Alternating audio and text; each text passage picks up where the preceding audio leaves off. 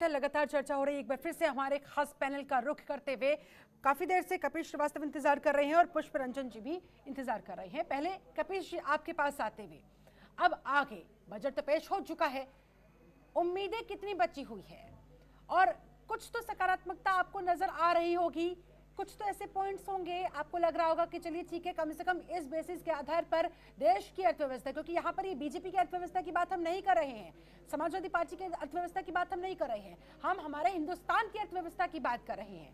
ऐसे में कम से कम किसी पॉइंट पर तो आप सरकार के साथ खड़े होंगे सर। और हेल्थ सेक्टर में जो 137% का बढ़ावा सामने आ रहा है, इसको लेकर क्या आप थोड़े भी प्रसन्न हैं? आपको लग रहा है कि हाँ, कम से कम ये बहुत अच्छा कदम उठाया गया है?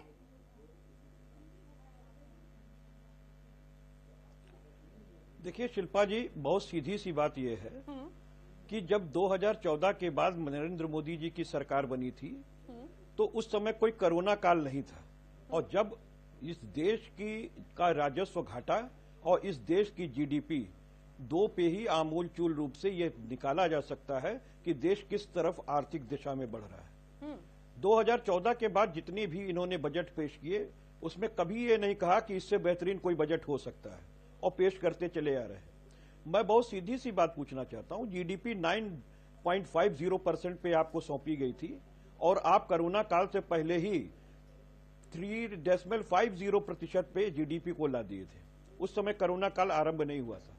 देश की बेरोजगारी दर जिस समय 2014 में आपके हवाले की गई थी उस समय 2.347% था, और वर्तमान समय में जब कोरोना काल से पहले, मैं 2 मार्च के आपको आंकड़े दे रहा हूं कि 9% बेरोजगारी दर थी।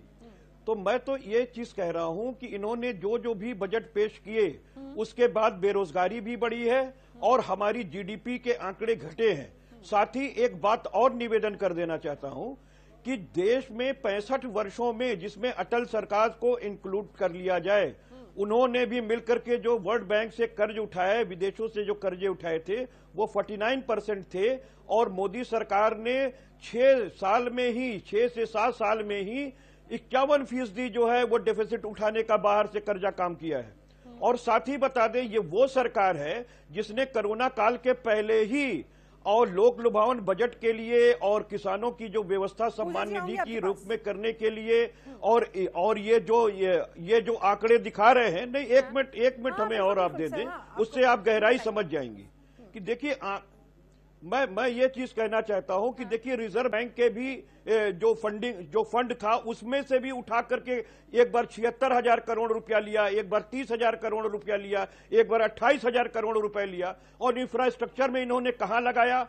51 लाख करोड़ रुपए जो आपने 6 सालों में उठाया इंफ्रास्ट्रक्चर में, आपने कहां लगाया? इन्होंने देश को आज तक नहीं बताया, क्योंकि कोई भी इंफ्रास्ट्रक्चर इस तरह का 6 साल में नहीं दिखाई देता है जिस पर इतना ज्यादा पैसा खर्च किया गया हो। दूसरी चीज मैं वर्तमान समय में कहना चाहता हूं कि अभी रिपोर्ट हाल में आई है, 3.5 करोड़ जो है वो रोजगार खत्म हो गए ऑर्गेनाइज सेक्टर के, और कोरोना काल से पहले जिस समय ऑटो सेक्टर के अंदर बेरोजगारी वो मंदी छाई थी, उस समय 12 लाख सीधे रोजगार चले गए थे। उस समय हमारी वित्त मंत्री जी ने ओला उबर को जिम्मेदार ठहराया था। और आपको मैं गहराई इसी के लिए बता रहा हूं कि जब प्याज महंगा होता है तो वो कहती हैं प्याज खाना छोड़ दो। तो ये जो बजट है वो ये भी कुछ उसी तरीके का है। ये बता नहीं पा रहे हैं कि इस बजट को लाने का इंतजाम हम कहां से करेंगे, और जो 9.5% का बढ़ करके जो डेफिसिट बढ़ रहा है, राजस्व घाटा बढ़ रहा है, उसका मैनेज ये कहां से करेंगे? ये तो खाली आंकड़ों में फंसा रहे हैं।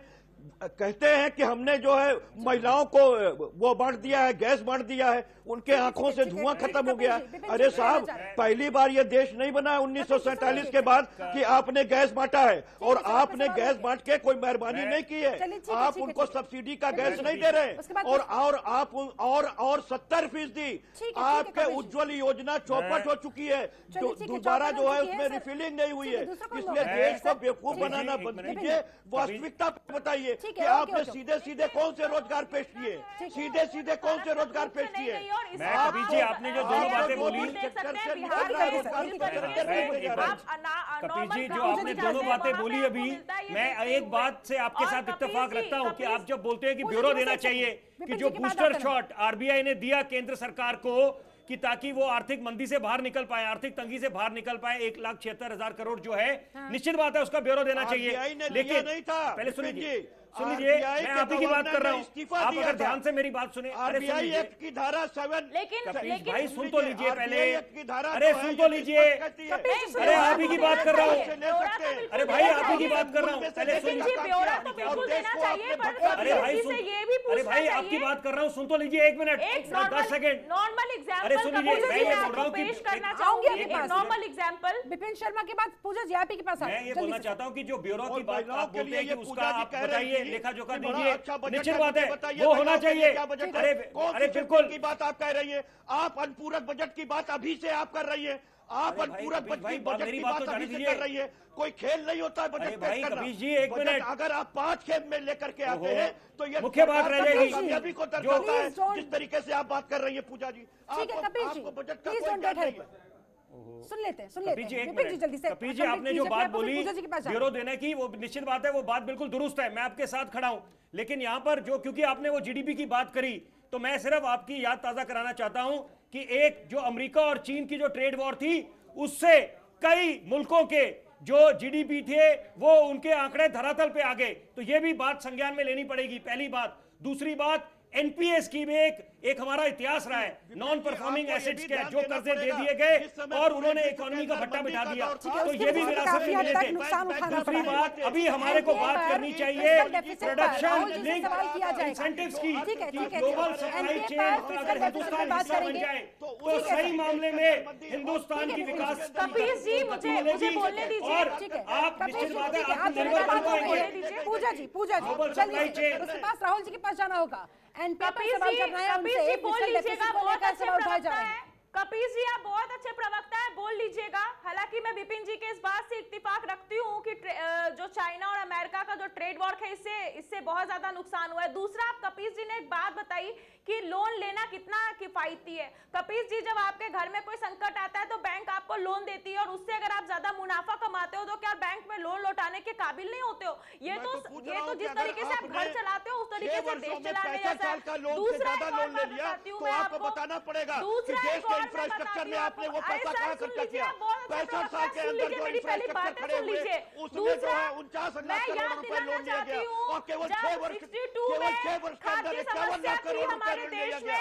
और आपने आरबीआई के उस फंड को भी लेने का काम किया जिसमें कि गवर्नर ने इसी बात का काम किया। आपको बताना पड़ेगा कि पहले आपने वो पैसा कहाँ खर्चा किया।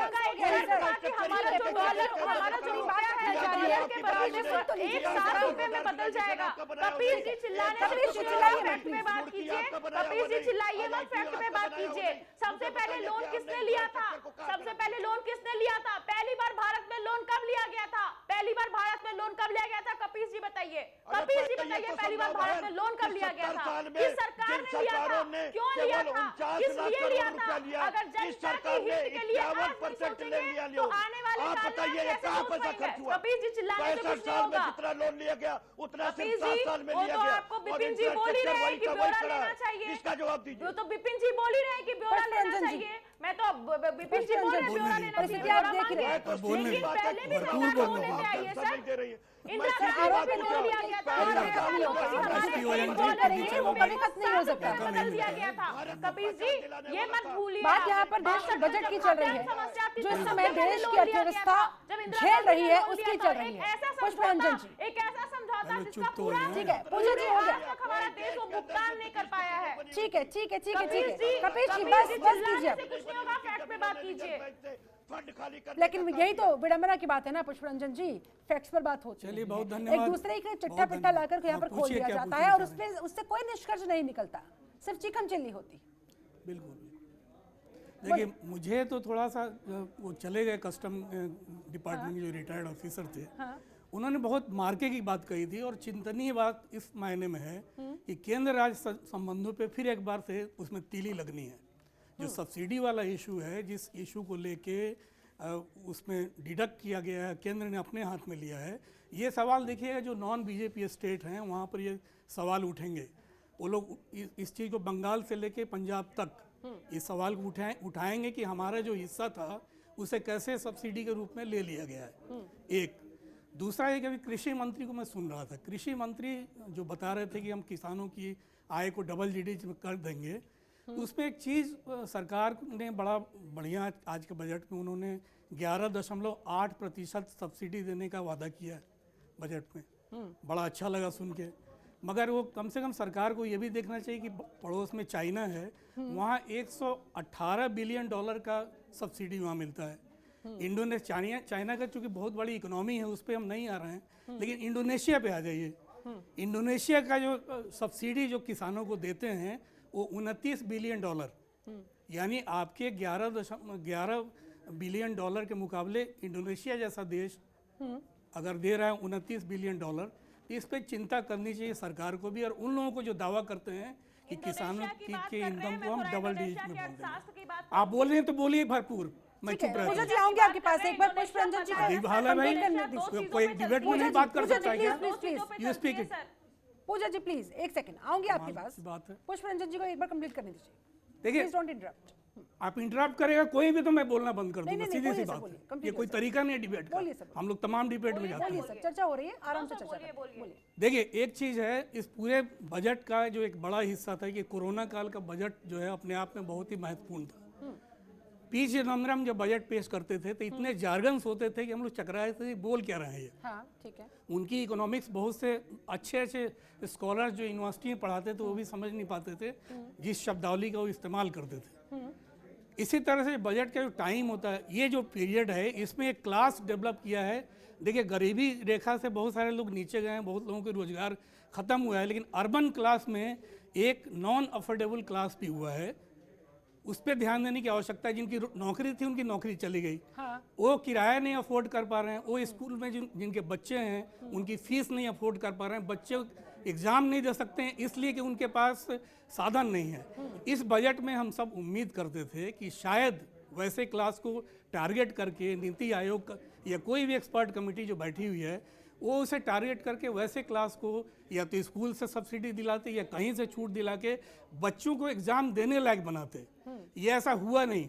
देखिए काफ़ी सारे इकोनॉमिक जार्गन इस्तेमाल होता है, बजट के आंकड़े पेश किए जाते हैं जो बहुत स्वाभाविक है, मगर एक भकुआ टाइप के जो लोग होते हैं दर्शक या वैसे जो कम समझते हैं अर्थशास्त्र को, वैसे लोगों को समझाने के लिए उन्हें लगता है वो कॉमन क्लास जो है या अर्बन क्लास भी है जिसको अर्थशास्त्र की उतनी समझ नहीं है, वो भी इसकी उम्मीद करता है ठीक है कि उसके हिस्से में क्या आया है।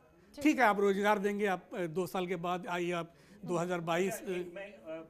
जी प्लीज बड़ा बोलूंगा, बड़े सम्मानित पत्रकार हैं। देखिए मैं एक बात जोड़ना चाहूंगा कि जब एक और बात जो हुई इस आज के इस जब निर्मला सीतारमण अपना भाषण दे रही थी, तो यहाँ पर उन्होंने जब बोला कि जो 1000 मंडियों का जो उन्होंने ऐलान करा कि ये 1000 मंडियां बीच साथ में, तो वो भी एक निश्चित बात है कि एक संदेश देने का एक प्रयास करा है सरकार ने कि यहाँ पर जो एक भ्रम था कि मंडियां चली जाएंगी और वो वाला मंडी वाला सिस्टम नहीं रहेगा और यहाँ पर ओपन मार्केट्स हो जाएंगी, बिल्कुल ओपन हो जाएंगी, तो वो उससे कम से कम जो ई नेटवर्क जो है NAM वाला उससे जोड़ने की जो बात करी है वो निश्चित बात है कि एक अच्छा संदेश जाना चाहिए। क्योंकि एक और किसान बेवजह तो आंदोलन में बैठा नहीं यहाँ पर अगर वो सर्दी की भी मार झेल रहा है और कोरोना का भी संक्रमण की चुनौती बनी हुई है, तो निश्चित बात है कि उसको भी आश्वस्त करना था। तो यहाँ पर ये एक अच्छा कदम है। नहीं वो ठीक बात है जी, लेकिन उसमें सब्सिडी वाला इशू में वो सब्सिडी वाला वो दुरुस्त बहुत बड़ा गैप है, उस गैप को एड्रेस करना उसको एड्रेस करना पड़ेगा। पूजा जी बोलिए। सबसे पहली बात तो कपीश जी मेरे साथ बोल रहे थे तब आपने उनको रोका नहीं था, बाकी कोई बात नहीं है।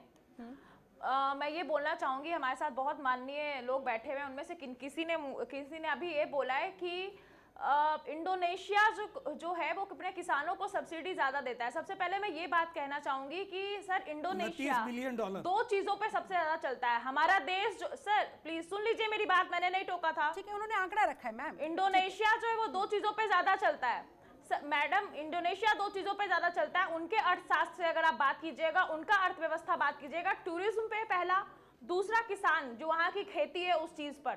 हमारा जो देश है उसमें हर सेक्टर को सब्सिडी देनी है, ठीक है। और हमारा जो देश है बहुभाषीय, बहुरूपीय, बहुउपजाऊ और बहुत तरीके से काम करता है। तो मुझे ऐसा नहीं लगता कि सिर्फ किसानों के बारे में ही सब्सिडी दे देने से आपकी जो ग्रोथ है रेट है वो सबसे ऊपर चली जाएगी। तो जो मिल रहा है उसमें संतुष्टि करना बहुत जरूरी होता है। इंडोनेशिया से कंपैरिजन मत कीजिए, भले ही आप दूसरे देशों से कंपैरिजन करते तो समझ में आता है किसानों का। इंडोनेशिया तो चलता ही है सर। चाइना से अगर आप कर रहे हैं ना सर, जो चाइना की बातें बोल रहे हैं ना, प्रवक्ता बैठे हुए कांग्रेस की देख रही हूं मैं उनको, तो चाइना की बातें कर रहे हैं ना सर।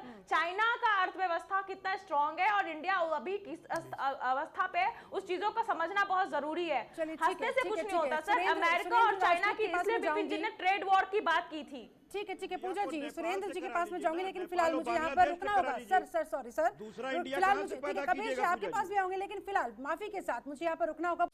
खबरों के निष्पक्ष विश्लेषण के लिए सब्सक्राइब करें Jantantra TV and press the bell icon. Never miss any update.